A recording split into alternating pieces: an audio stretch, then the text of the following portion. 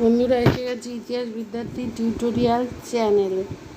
আজ আমি বাংলাদেশের ছাপাখানার বিস্তারে বা বিকাশে জেমস অগাস্টাস হিকির কী অবদান ছিল সেটা নিয়ে আলোচনা করব। প্রাগৈতিহাসিক যুগ থেকে ঐতিহাসিক যুগে উত্তরণের সঙ্গে যেমন জড়িয়ে আছে লিখিত ভাষার আবিষ্কার, তেমনি মধ্যযুগ থেকে আধুনিক যুগে উত্তরণের সঙ্গে যুক্ত করা যায় ছাপাখানার উদ্ভব ও বিকাশকে। বাংলার ছাপাখানার প্রচলন হয়েছে ইউরোপীয়দের হাত ধরে। অষ্টাদশ শতাব্দীর শেষ দিকে এরকম 40 জন ব্যক্তির নাম পাওয়া যায় যারা এখানে ছাপাখানার মালিক ছিলেন। অধিকাংশ ক্ষেত্রেই এরা ছিল ইউরোপীয় বা কোনো না কোনো সংবাদপত্রের প্রকাশক বা সম্পাদক। এদের মধ্যে জেমস অগাস্টাস হিকি একজন সুপরিচিত নাম।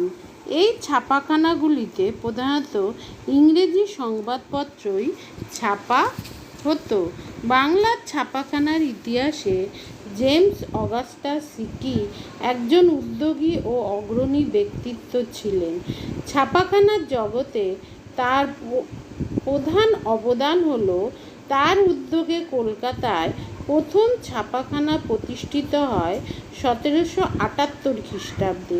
তিনি ছিলেন বাংলাদেশ তথা ভারতের প্রথম সংবাদপত্র প্রকাশক। তিনি সাপ্তাহিক ইংরেজি পত্রিকা বেঙ্গল গেজেট প্রকাশ করতেন। হিকি বিভিন্ন জায়গায় ঘুরে ঘুরে সংবাদ সংগ্রহ করতেন।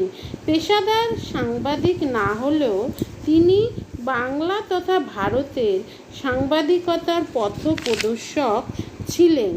এভাবে মাত্র 4 বছরে অর্থাৎ 1778 থেকে 1782 খ্রিস্টাব্দে তার ছাপাখানার কর্মময় ও বর্ণময় জীবনে তিনি বিশিষ্ট মর্যাদার অধিকারী হয়ে ওঠেন। তার ছাপাখানায় 2 ধরনের কাজ হতো। একটা ছিল বাণিজ্যিক কাজ, অপরটা ছিল প্রকাশনা। বাণিজ্যিক কাজ কি ছিল? ইস্ট ইন্ডিয়া কোম্পানির সামরিক বিল এবং ব্যবসা বাণিজ্যের বার্তার কাগজ এখানে ছাপা হতো। আর প্রকাশনা, এই ছাপাখানায় সংবাদপত্র ছাপা এবং প্রকাশনার কাজও করা হতো।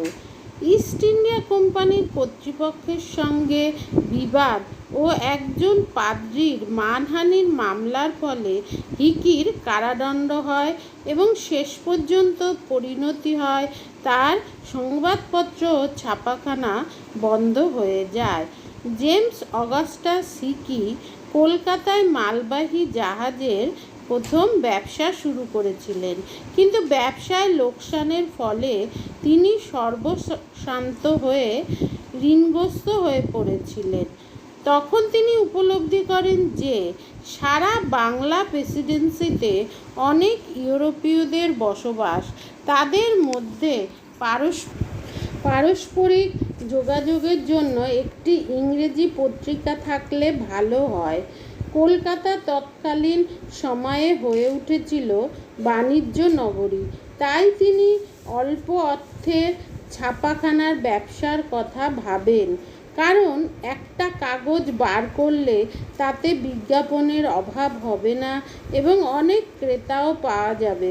অর্থের আকর্ষণ তো ছিলই, এছাড়া ওয়ারেন হেস্টিংসের কাছ থেকে যে অমানবিক ব্যবহার হিকি পেয়েছিলেন তার প্রতিশোধ গ্রহণের জন্য তিনি প্রকাশনার দিকে মনোনিবেশ করেছিলেন। তিনি বাংলাদেশে ছাপাখানা প্রতিষ্ঠা করে বাংলাদেশ তথা ভারতে প্রথম সংবাদপত্র প্রকাশক ও সাংবাদিক হিসাবে চিরস্মরণীয় হয়ে রয়েছেন। তার সংবাদপত্র বেঙ্গল গেজেট ছিল ইংরাজি মাধ্যমে সাপ্তাহিক পত্র। এই সংবাদপত্রে ব্যবসা বাণিজ্য সম্পর্কিত সংবাদ ও বিজ্ঞাপন থাকত। ইস্ট ইন্ডিয়া কোম্পানির কর্মচারী থেকে লাট সাহেবের কাজকর্মের সমালোচনা ও কেচ্ছা কাহিনীও প্রকাশ করা হতো এই সংবাদপত্রে। শহরের ইউরোপীয় ব্যবসায়ী এই সংবাদপত্রের গ্রাহক ছিলেন। হিকির বেঙ্গল গেজেটের স্থায়িত্ব ছিল খুব অল্প সময় 1780 থেকে 1782 পর্যন্ত এক পাদ্রীর যেটা আগেই বলা হয়েছে যে তার পরবর্তীকালে তার সংবাদপত্রটি বন্ধ হয়ে যায়।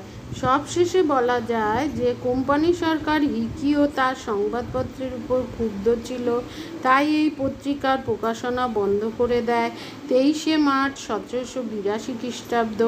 এইভাবে পত্রিকাটি স্বল্পায়ু হলেও বাংলায় সংবাদপত্রের ইতিহাসে প্রথম সংবাদপত্রের সম্মান লাভ করে, আর হিকি পেশায় সাংবাদিক না হয়েও প্রথম সাংবাদিকের মর্যাদা পান। আজ আসি, দেখা হচ্ছে পরবর্তী ভিডিওতে। চ্যানেলটা অবশ্যই সাবস্ক্রাইব করো।